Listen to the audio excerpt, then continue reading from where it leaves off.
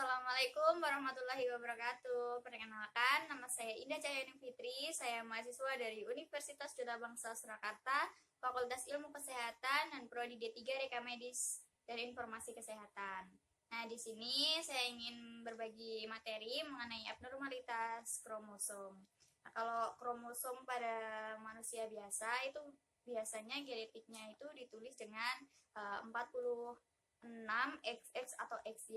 Nah, 46XX itu berarti dia berjenis kelamin perempuan. Tapi kalau 46XY itu berarti berjenis kelamin laki-laki. Nah, di sini kelainan kromosom itu ada dua. Ada kelainan autosom, itu berarti kelainan kromosom tubuh, dan juga ada kelainan gonosom. Gonosom itu berarti kelainan kromosom seks.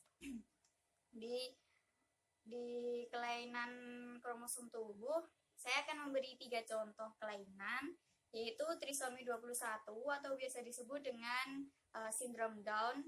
Kemudian ada trisomi 13 atau biasa dikenal dengan sindrom Patau, dan yang terakhir ada sindrom Edward atau trisomi 18. Kita mulai dari sindrom Down. Nah, di trisomi 21 atau sindrom Down ini genetiknya itu dituliskan dengan 47XX atau XY plus 21. Nah, ini dia menandakan bahwa ada penambahan satu kromosom pada kromosom nomor 21. Insidensi kelahiran sindrom Down ini 1:700 kelahiran. Nah, kemudian untuk fenotipnya, sindrom Down ini biasanya penderitanya itu mengalami retardasi mental. Nah, retardasi mental ini bisa dari yang tingkat ringan, sedang, sampai yang berat. Kemudian ciri-ciri fisiknya itu bisa dilihat dari jarak kedua mata itu biasanya berjauhan atau lebar, dan tulang hidungnya itu datar dengan tulang pipi. Selain itu, tangan atau jari-jarinya itu juga biasanya itu pendek. Nah, selain itu ada juga ini. Kalau kita sebagai manusia normal itu kan biasanya ada 3 garis tangan ya ini. Tentunya kan tangan kita di telapak tangan ini kan ada 3 garis. Tapi kalau untuk penderita sindrom itu hanya mempunyai 1 garis saja. Nah, garis itu biasanya disebut dengan garis sinian. Dan yang terakhir itu penderita sindrom Down biasanya mengalami kelainan jantung. Selanjutnya kita mau membahas trisomi 13 atau sindrom Patau. Di sindrom Patau ini genetiknya itu 47XX atau XY plus 13. Nah, berarti di sini ada satu penambahan kromosom pada kromosom nomor 13. Insidensi kelahirannya itu 1:20.000. Untuk fenotipnya biasanya ini mengalami bibir sumbing, retardasi mental. Ini kalau di sini retardasi mentalnya retardasi mental yang berat.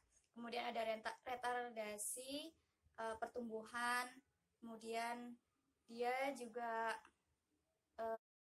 dia memiliki daun telinga yang letaknya itu agak rendah, tidak seperti manusia normal biasanya. Dan untuk penderita sindrom Patau ini dia biasanya juga penderitanya mengalami kelainan jantung bawaan. Dan yang terakhir itu ada trisomi 18 atau biasa disebut dengan sindrom Edward.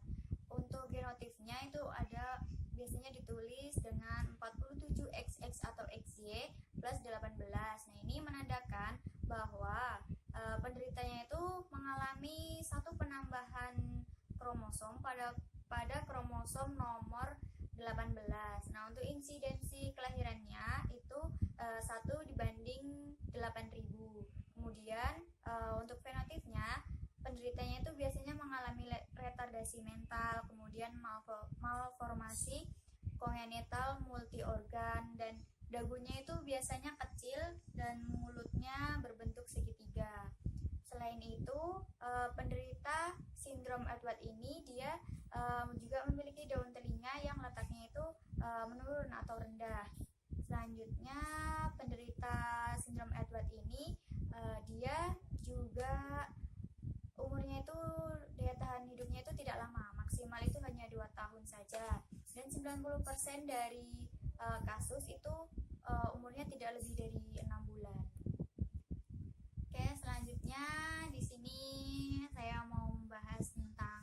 kelainan kromosom gonad dan perkembangan seksual. Yang pertama, contoh kelainannya itu ada Klinefelter syndrome. Klinefelter syndrome ini sebenarnya dia bukan penyakit keturunan ya. Dia ini terjadi pada laki-laki secara acak, dan ini terjadi disebabkan karena adanya salinan kromosom X tambahan. Kalau pada umumnya itu kan laki-laki dia mempunyai genotip 46XY, tapi pada penderita Klinefelter syndrome ini dia bisa mempunyai genotip 47XXY atau 48XXXY atau bisa juga 49XXXXY. Nah, karena dia mempunyai tambahan kromosom X, itu biasanya dia mempunyai beberapa karakteristik perempuan. Kelainan ini itu terjadi pada masa perkembangan janin di dalam kandungan. Nah, kelainan ini itu terjadi bisa karena faktor dari usia ibu yang mengandung. Mungkin usianya sudah terlalu tua pada saat mengandung bayi itu. Kemudian gejalanya pada orang dewasa itu biasanya dia jumlah spermanya itu sedikit atau bisa jadi dia tidak mempunyai sperma. Kemudian untuk testis atau penisnya itu kecil, dan kalau dari segi fisik dibandingkan dengan pria normal lainnya, dia itu cenderung lebih tidak berotot. Kemudian yang kedua itu ada pseudohermafrodit wanita. Untuk genotipnya itu sama seperti wanita lainnya, yaitu 46XX. Tapi pada kondisi ini dia mempunyai genita ambigu.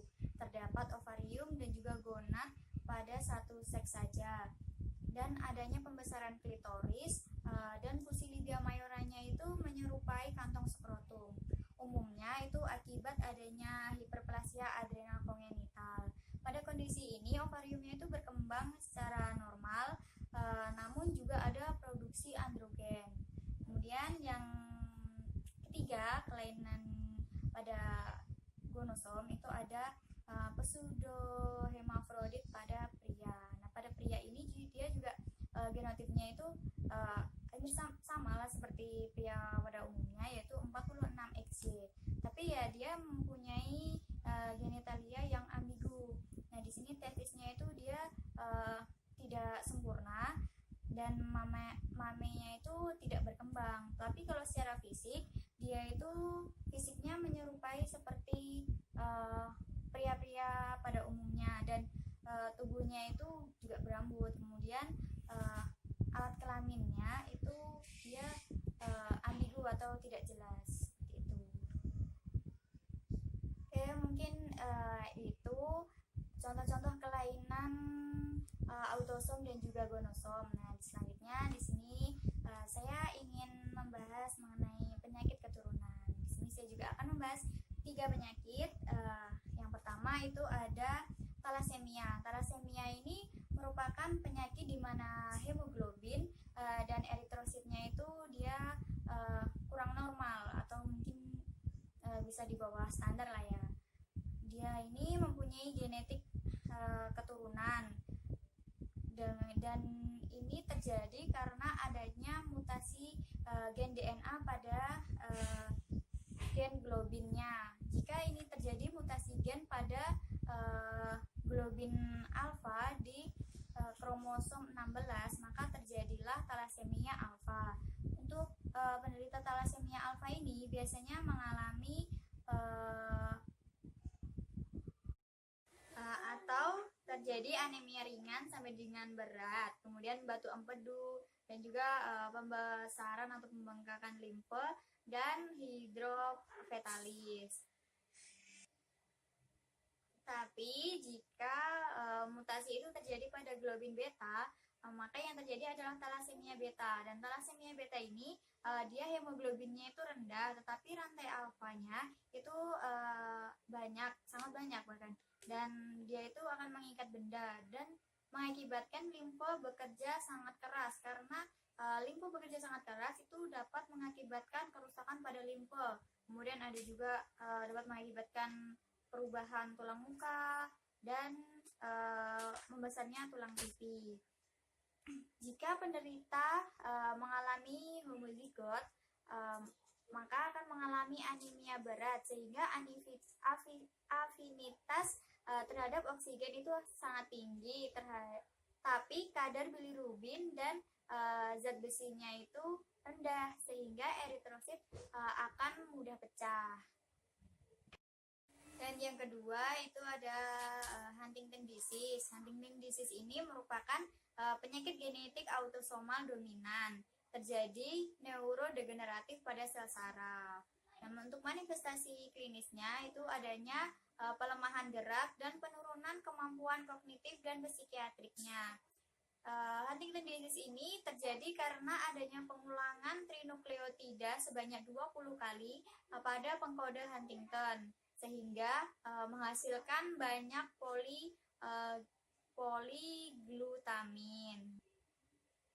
Dan yang terakhir, kelainan yang ketiga itu ada hemofilia. Hemofilia ini dia terjadi karena adanya mutasi single pada kromosom X. Nah, sebenarnya hemofilia ini itu penderitanya tidak dapat memproduksi protein yang membantu proses pembekuan darah. Jadi penderitanya ini apabila dia terluka, maka keluar darah dan darahnya itu sulit untuk dihentikan karena tadi dia tidak mempunyai protein untuk membantu proses pembekuan darah. Dan ini juga dapat berakibat fatal ya, karena tidak dapat membekukan darah sehingga darah terus keluar dan dapat menyebabkan kehabisan darah hingga penderitanya dapat tewas. Pada hemofilia ini dia biasanya diderita oleh laki-laki, dan untuk perempuan itu dia hanya karier saja. Mungkin sekian video dari saya, dan cukup sekian juga materi yang dapat saya sampaikan. Apabila ada salah kata, saya pribadi mohon maaf. Tapi apabila video ini menurut kalian bermanfaat, mohon bantuannya untuk di like ya, please like. Dan bisa juga di komen, di subscribe, dan jangan lupa untuk di share kepada teman-teman, sehingga manfaatnya itu tidak terhenti kepada kita saja, tapi juga bisa diteruskan ke orang banyak. Sekian dari saya, bye bye.